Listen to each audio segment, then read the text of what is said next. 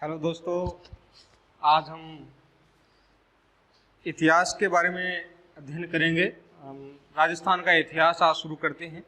Political भी हम साथ साथ करेंगे। एक वीडियो हम इतिहास का और साथ साथ पॉलिटिकल करेंगे। राजस्थान पुलिस, पटवार, रीट सब में आती है। तो राजस्थान का इतिहास हम देखेंगे आज। और राजस्थान के इतिहास में है, पहले चलते हैं मेवाड़ का इतिहास। किसका? राजस्थान के राजवंशों के बारे में अध्ययन करेंगे और उसमें पहला आएगा मेवाड़। मेवाड़ रियासत के बारे में ध्यान चर्चा करेंगे। इससे पहले आपको बता दूं, जब भारत आज़ाद हुआ था 1947 को समय, राजस्थान में 19 रियासतें, एक केंद्र शासित प्रदेश व 3 ठिकाने थे। और उसका बाद में क्या किया गया? विलय किया गया। तो उस रियासत में एक रियासत अपनी थी मेवाड़। ठीक है, तो इसमें कितने थे जब आज़ाद हुआ था? तब एक तो अपना केंद्र शासित प्रदेश,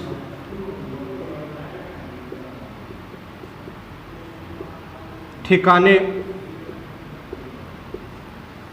और रियासतें। ठीक है, केंद्र शासित प्रदेश एक था आपका अजमेर मेरवाड़ा,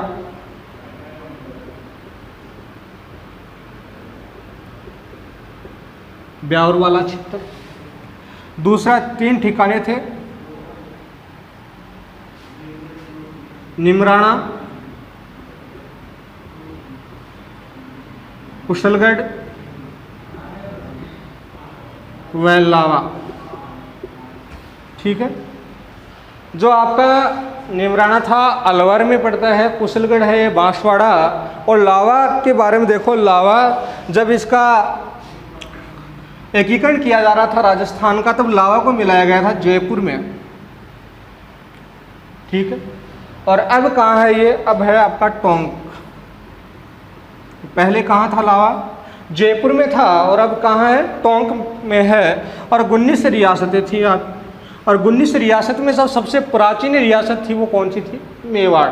और विश्व का सबसे प्राचीनतम जो शासक हुए थे, जो मेवाड़ के राजवंश हुआ था, उसको विश्व का सबसे प्राचीनतम राजवंश भी माना जाता है मेवाड़ के रियासत को। तो आज हम चर्चा करेंगे मेवाड़ के बारे में। ठीक है,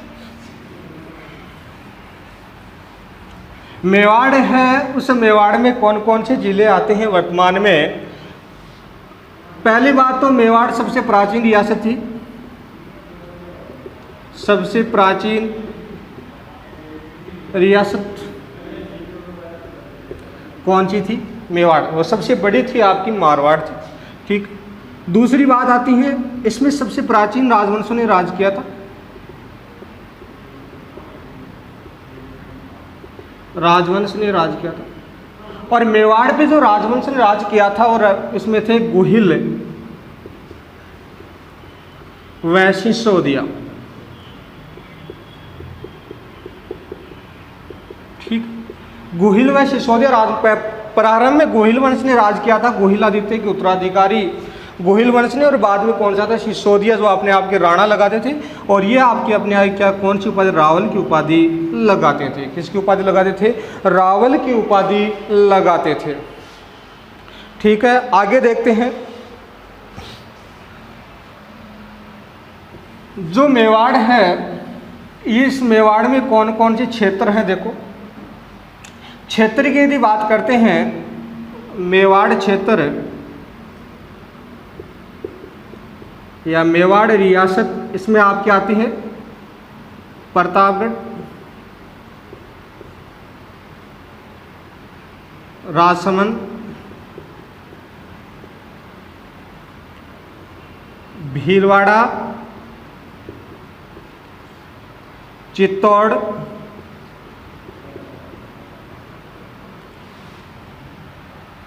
आपका और उदयपुर। ठीक, ये क्षेत्र आते हैं मेवाड़ में। तो कौन कौन क्षेत्र आते हैं मेवाड़ में? प्रतापगढ़, राजसमंद, भीलवाड़ा, चित्तौड़, उदयपुर, डूंगरपुर, बांसवाड़ा के कुछ हिस्से भी इसमें ही मिलते हैं। ठीक है, यहाँ पर जो ये क्षेत्र है मेवाड़, इसको प्राचीन समय में आप क्या कहा जाता था? मेवाड़ को सूरसेन क्षेत्र में आता था। किस में आता था? सूरसेन क्षेत्र में, या सीवी प्रदेश में आता था। सीवी प्रदेश के अंतर्गत आता था। प्रारंभ में महाभारत काल की बात करते हैं हम, किसकी बात करते हैं? महाभारत काल की बात करते हैं। तो महाभारत काल में जो अपना मेवाड़ है या यूँ कहें उदयपुर वाला क्षेत्र है, किस प्रदेश में आता था? सीवी प्रदेश में आता था। और इसकी राजधानी हुआ करती थी मध्यमिका। क्या हुआ करती थी? मध्यमिका इसकी राजधानी हुआ करती थी महाभारत काल में। वर्तमान में इस मध्यमिका को नगरी के नाम से भी जाना जाता है।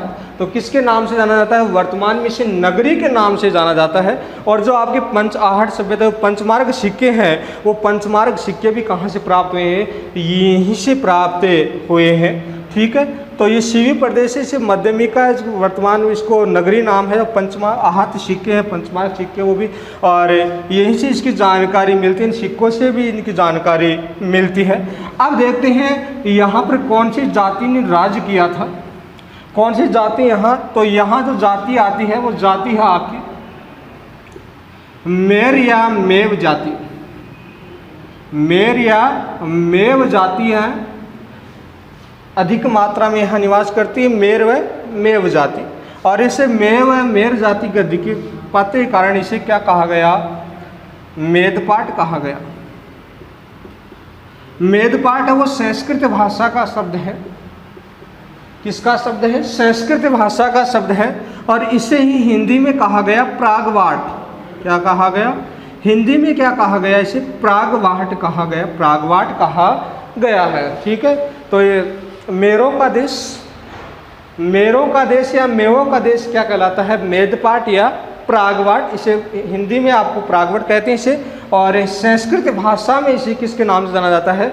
मेदपाट के नाम से जाना जाता है। यदि क्वेश्चन आ जाए आपको कि मेवाड़ को संस्कृत भाषा में जहाँ मेर जाति जहाँ रहती थी या मेव जाति जहाँ निवास करती थी, उसको संस्कृत भाषा में किस नाम से जाना जाता है? मेदपाट के। और हिंदी भाषा में किस नाम से जाना जाता है? प्रागवाट, यानी कि मेरों का देश। इसका अर्थ क्या होता है? मेरों का देश, या यूं कहें मेवों का देश। ठीक, तो इसका अर्थ क्या है? मेरों का देश या मेवों का देश, इसका अर्थ निकल करके अपने सामने आता है, मेरों का देश या मेवों का देश। आगे देखते हैं, ये तो इसके बारे में। अब आती है बात मेवाड़ का अर्थ क्या होता है। इसका आता है मेवाड़ का अर्थ क्या होता है?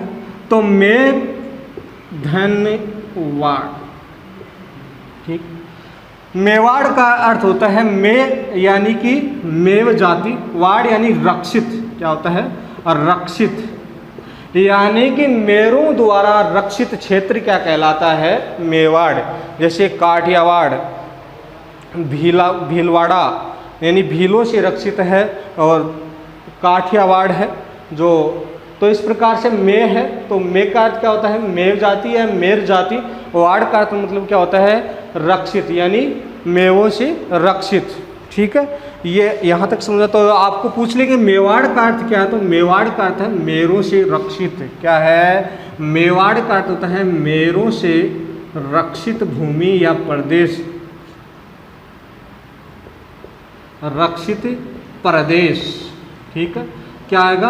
रक्षित प्रदेश आएगा। मेरों या मेवों से रक्षित प्रदेश क्या है? मेवाड़ है। जबकि मेदपाट व प्रागवाट का अर्थ क्या होता है? मेरों का देश या मेवों का देश।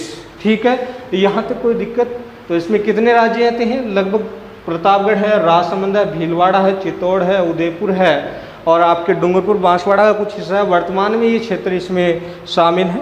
तो इसको जो प्रारंभ में जो शासन किया था वो कहाँ किया था? जो अपनी राज जो थी उदयपुर की स्थापना हुई थी 1559। कब की गई थी? 1559 में इसकी स्थापना की गई थी। ठीक है, 1559 में इसकी स्थापना की गई थी। तो ये आपका मेवाड़ क्षेत्र है। अब यहाँ इसके मेवाड़ क्षेत्र के झंडे की बात करते हैं। मेवाड़ क्षेत्र का झंडा क्या था?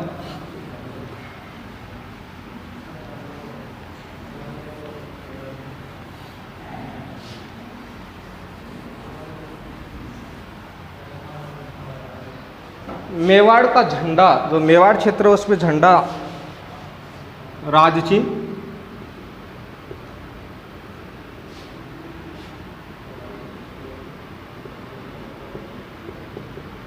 झंडा या राज चिन्ह। मेवाड़ के झंडे व राज चिन्ह की बात करते हैं तो देखो मेवाड़ का झंडा और राज चिन्ह किस प्रकार से था।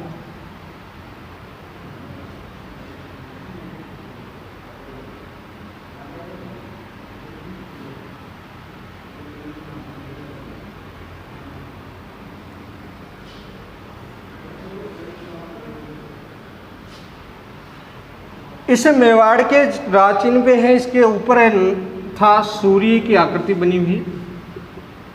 किसकी आकृति बनी हुई है? सूर्य की, जो ये दर्शाता है कि ये अपने आप को सूर्यवंशी मानते थे। क्या मानते थे? अपने आप को सूर्यवंशी मानते थे। तो ये क्या थे? सूर्यवंशी। आर्यस में क्वेश्चन पूछा जा सकता है कि मेवाड़ रियासत के राजवंश से सूर्यवंशी हैं, इसका उल्लेख कहाँ मिलता है? तो आप कैसे कह सकते हो कि मेवाड़ के राजवंश है सूर्यवंशी है? तो इसमें देखो, एक तो ये अपने झंडे के ऊपर सूर्य था, दूसरा जो बप्पा रावल थे, बप्पा रावल के सिक्के थे, जो सोने के सिक्के, प्रारंभिक सोने के सिक्के चलाए थे बप्पा रावल ने 115 ग्रेन के, और उस सिक्कों पर भी किसका चिन्ह है? सूर्य का है। और दूसरी बात, जो अपने उपाधियों में भी ये हिंदुआ सूरज लगाते थे। जो अपने ये मेवाड़ रियासत के जो महाराणा थे वो अपने जो उपाधियों में हिंदुआ सूरज लगाते थे। और इनके जो राजा थे रायमल, महाराणा रायमल ने भी अपने लेखों में क्या लगाया था? जो हिंदू सुल्तान या अपने हिंदुआ सूरज की क्या उपाधि इसमें लगाई थी। तो इनके अभिलेखों में भी किसका उल्लेख मिलता है? सूर्य का उल्लेख मिलता है। इसलिए क्या अपने आप को क्या मानते हैं? सूर्यवंशी मानते हैं। ठीक है, एक बात तो ये हो गई। दूसरी है, इनके दोनों ओर एक तरफ यहाँ और एक तरफ यहाँ तो थे आपकी भील सेनापति, यहाँ थे क्षेत्रीय सेनापति। कौन से थे? क्षेत्रीय सेनापति।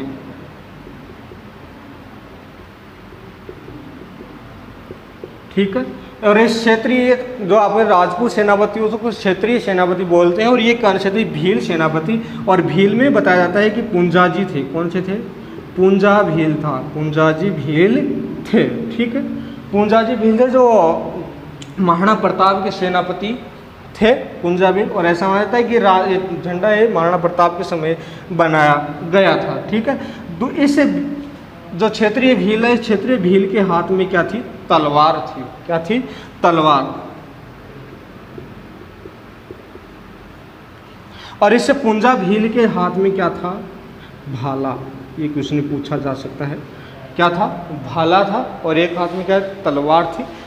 और इसे के बीचों बीच यहाँ क्या लिखा हुआ है? चित्तौड़गढ़ लिखा हुआ है। क्या लिखा गया है? चित्तौड़गढ़ लिखा गया है। और चित्तौड़गढ़ का चित्र यहाँ दर्शाया गया है। और इसके नीचे एक बात लिखी गई है, जो दृढ़ राखे धर्म, जो दृढ़ राखे धर्म तिहि राखे कृतार्थ। ठीक है, जो दृढ़ राखे ती राखे करतार, जो कटार होता है, सॉरी कटार, तिहि राखे कटार। तो ये आपका राज तिलक है, जो मेवाड़ का राज चिन्ह है, जिसमें ऊपरी क्या है? सूर्य दर्शाया गया है। इस दोनों तरफ क्या है? एक तरफ भील सेनापति है और एक तरफ कौन सा है? आपका क्षेत्रीय सेनापति है। इसके हाथ में तलवार लिए हुए है, ये क्या लिया हुआ? भाला लिया हुआ है। बीच में चित्तौड़गढ़ नाम लिखा गया और नीचे एक लाइन लिखी है, जो दृढ़ राखे धर्म तिहि राखे तलवार। यानी कि जो अपने धर्म को दृढ़ रखे, अपने धर्म पर रहे और धर्म की रक्षा करे, उसे तलवार रखने का अधिकार है, वही तलवार रखता है। ठीक है, यहाँ तक कोई दिक्कत? तो ये आओ गए इसके राज चिन्ह के बारे में। ठीक है, अब बात करते हैं राजवंशों की उत्पत्ति के बारे में कि राजवंशों की उत्पत्ति के बारे में क्या बात है। तो मेवाड़ के राजवंशों की उत्पत्ति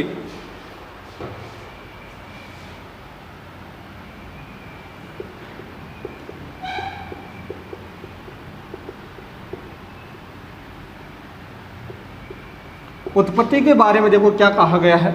मेवाड़ राजवंश की उत्पत्ति के बारे में कहा गया है। आपका जो अबुल फजल है वो ये कहता है मेवाड़ के जो गुहिल शासक है वो ईरान के शासक नौशखा आदिल की संतान थी। किसकी संतान थी? जो अबुल फजल जी अबुल फजल है वो क्या बोलते हैं इनकी उत्पत्ति के बारे में? अबुल फजल ये बोलते हैं कि जो मेवाड़ के राजवंश है वह ईरान के शासक नौशखा आदिल की संतान है। ये ईरान का शासक नौशखा आदिल गुजरात पे आक्रमण करता है। गुजरात के बाद में मेवाड़ तक ही पहुंच जाता है और यहाँ ही राज करता है और बताया जाता है कि इसी की संतान क्या है? गुहिल है। दूसरा कर्नल जेम्स टोड क्या बोलता है? कर्नल जेम्स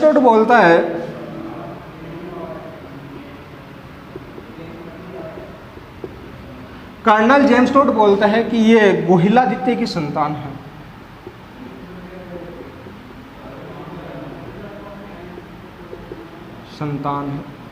जबकि ये मेवाड़ है जो गुहिल वंश है, ये अपने आप को क्या बताते हैं? राम के वंशज बताते हैं। जो स्वयं है ये स्वयं है खुद अपने आप को क्या बताते हैं? राम के वंशज बताते हैं। जो कुश के बेटे राम के वंशज बताते हैं। ठीक, खुद है वो राम के वंशज। अबुल फजल क्या बोलता है? मेवाड़ का राजवंश है, ईरान के शासक नौशखा आदिल है उसकी संतान है। जबकि कर्नल जेम्स टोड बोलता है गुहिलादित्य की संतान है। ठीक है, अब बात हो गई इतनी, आगे देखते हैं। देखो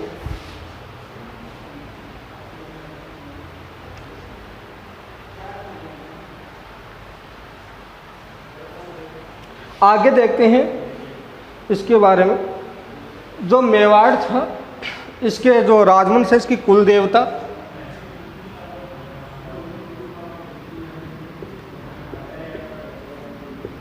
आराध्य देवता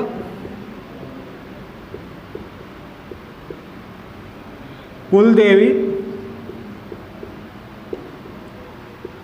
आराध्य देवी या इष्ट देवी। आराध्य देवी को क्या बोलते हैं? इष्ट देवी या आराध्य देवता। कुल देवता थे इसके एकलिंग जी थे। कौन थे? एकलिंग जी थे। कुल देवता कौन थे? एकलिंग। कुल देवता कौन थे? एकलिंग जी थे। वो इनके क्या थे? कुल देवता थे। कुल देवता हैं जो कुल से अपने जो पूर्वजों से जिसकी पूजा अर्चना जिसकी उपासना करते आ रहे हैं वो क्या है? कुल देवता। इसके बाद देखते हैं मेवाड़ के जो आराध्य देवता थे। आराध्य देवता कौन थे? गठबोड़ एक क्षेत्र, गठबोड़ का देवता है। गठबोड़ का चार भुजानाथ क्या है? गठबोड़ का चार भुजानाथ देवता है। चार भुजानाथ वो क्या है? इनके आराध्य देवता है। देखो कुल देवता कौन है? एकलिंग जी है। आराध्य देवता कौन है? गठबोड़ का चार भुजा नाथ है। वो क्या है? इनके कुलदेव आराध्य देवता है। कुल देवी कौन है? बाण माता। कौन है? बाण माता। कुल देवी बाण माता कुल देवी है। चित्तौड़गढ़ दुर्ग में इनका मंदिर है और एक मंदिर इसका केलवाड़ा में है। कहाँ है? केलवाड़ा।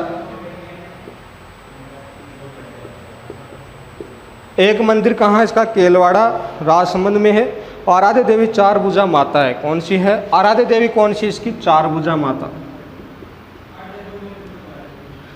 जिसका मंदिर है हल्दी घाटी में। कहाँ है? जिसका मंदिर कहाँ है? हल्दी घाटी में है। दोबारा देखो ये क्वेश्चन यहाँ से पूछे जाते हैं कि इनका मेवाड़ के राजवंश का कुल देवता कौन था? कुल देवता एकलिंग जी थे। इसे जो आपका बप्पा रावल ने इसका मंदिर का निर्माण करवाया था। आराध्य देवता गठबोड़ का चार भुजानाथ है वो है। कुल देवता है कुल देवी। इसकी बाण माता जो चीज़ की जो है मंदिर है एक चित्तौड़गढ़ दुर्ग में है। दूसरा कहाँ? केलवाड़ा जो राजसमंद में है वहाँ इसकी मूर्ति बनी हुई है। ठीक है, और ये आपका कुल देवता एकलिंग जी का है। ये उदयपुर में है, कैलाशपुरी। उदयपुर कैलाशपुरी में इसका जो मंदिर है यहाँ। ठीक है, ये आपके हो गए इसके कुल देवता देवी देवता। अब आगे बात करते हैं मेवाड़ के राजवंशों की बात करते हैं। ठीक।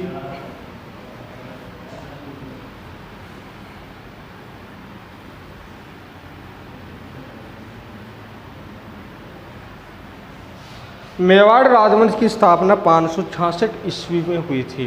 कब हुई थी? मेवाड़ राजवंश है, मेवाड़ राजवंश। उस मेवाड़ राजवंश की स्थापना 566 ईस्वी में गुहिलादित्य ने की थी। किसने की थी? गुहिलादित्य ने की थी। गुहिल वंश का संस्थापक कौन है? गुहिलादित्य। जबकि गुहिल वंश का वास्तविक संस्थापक कौन है? तब आएगा आपका बप्पा रावल। ठीक है, तो गुहिल वंश का संस्थापक है, स्थापना किसने की? 566 में की थी, गुहिलादित्य ने की थी। इसके बाद में जो आता है आपका बप्पा रावल। गुहिलादित्य के बाद में कौन आता है? बप्पा रावल आता है। बप्पा रावल। बप्पा रावल ने 734 ईस्वी में चित्तौड़गढ़ के पाशुपति शिव के जो वंश का जो एक था हरियक, क्या नाम, हाँ, बप्पा रावल पाशुपति संप्रदाय के हारित ऋषि, पाशुपति संप्रदाय के हारित ऋषि के आशीर्वाद से चित्तौड़गढ़ के राजा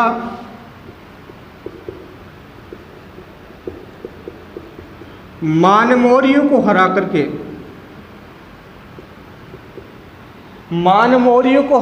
क्या बना था? राजा बना था। ठीक है, और इसने अपनी राजधानी किसको बनाई थी? नागदा को बनाई थी। ठीक, तो चित्तौड़गढ़ के राजा था मानमौर्य को पराजित करने के बाद में ये क्या बना था? राजा बना था, और हारित ऋषि के आशीर्वाद से बना था। हारित ऋषि इस बप्पा रावल को एकलिंग का दीवान कहता था। क्या कहता था? एकलिंग जी का दीवान कहता था। और इसी बप्पा रावल ने बाद में कैलाशपुरी में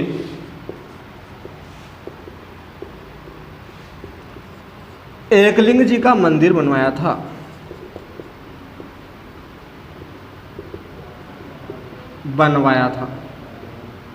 बप्पा रावल ने एक काम और किया था। बप्पा रावल ने सोने के सिक्के चलाए थे। मेवाड़ में सर्वप्रथम सोने के सिक्के चलाए थे, जो 115 ग्रेन का था। कितने ग्रेन का था? 115 ग्रेन का था। सोने का सिक्का चलाया था, जो कितने ग्रेन का था? 115 ग्रेन का था। आगे देखते हैं, बप्पा रावल है। बप्पा रावल ने राजधानी बनाई थी, वो किसको बनाई थी? नागदा को बनाई थी। राजधानी किसको बनाई? नागदा को। बप्पा रावल की कुछ उपाधियां हैं। बप्पा रावल को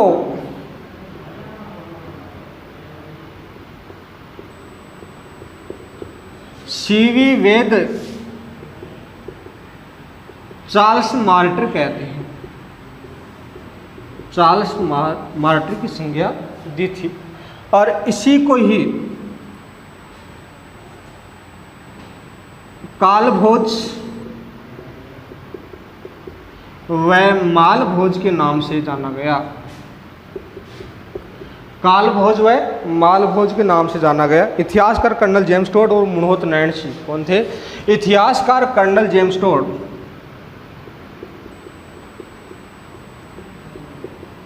व मुहणोत नैन्सी ने इसे कालभोज व मालभोज कहा है। और इस कालभोज व मालभोज का उल्लेख इनके जो लेख हैं या शिलालेख, वहाँ पे इसका उल्लेख मिलता है। इनके सिक्कों पर भी इसे कालभोज व मालभोज का नाम उल्लेख मिलता है। तो बप्पा रावल को बाप या बप्पा रावल या मालभोज भी कहा जाता है। तो ये आपके बप्पा रावल के बारे में जानकारी थी। बप्पा रावल एक शक्तिशाली योद्धा था, जिसने, इसीलिए इसे क्या कहा जाता है? मेवाड़ का वास्तविक संस्थापक कहा जाता है। इसके बाद में अल्हट आता है। अल्हट के बारे में हम कल पढ़ेंगे। आज के लिए इतना ही काफ़ी। और हमारे इस वीडियो को आप सब्सक्राइब व शेयर ज़रूर करें, और कैसा लगा आप कमेंट करके हमें ज़रूर बताएं। धन्यवाद।